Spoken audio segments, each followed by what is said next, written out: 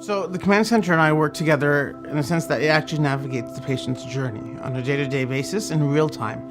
It allows me to help expedite patient investigations. It allows me to communicate and collaborate, but also helps us identify if there's patients who aren't doing well on the floor, if they're clinically deteriorating.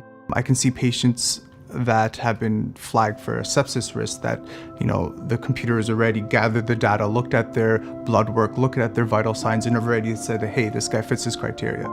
Now, as soon as the patient gets admitted to the floor, and it's able to tell us right away, if you don't act on these actions, more than likely this patient may have a fall and may have a really bad adverse event from that fall. So I have something called an ASCOM phone. You can get an alert from the command center telling me that you might want to look at your patient's results because there is a concern. Just having that ability to know that someone is there and the communication is there behind the scenes really makes my life a lot easier and decreases my level of stress, knowing that my patient, although I'm not in front of them, is actively cared for.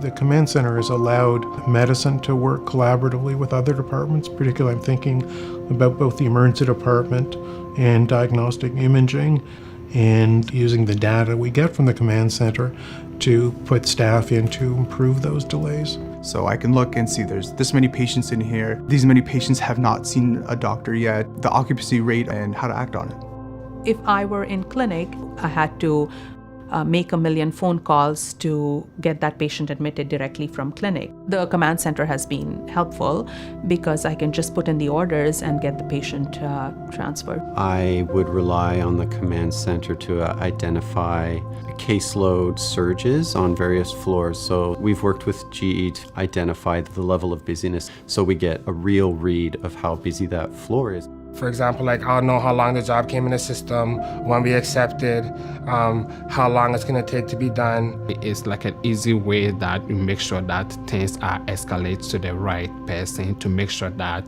the treatment is done in appropriate time. And what the command center allows us to do is to make sure that we're doing our best in terms of providing patient care.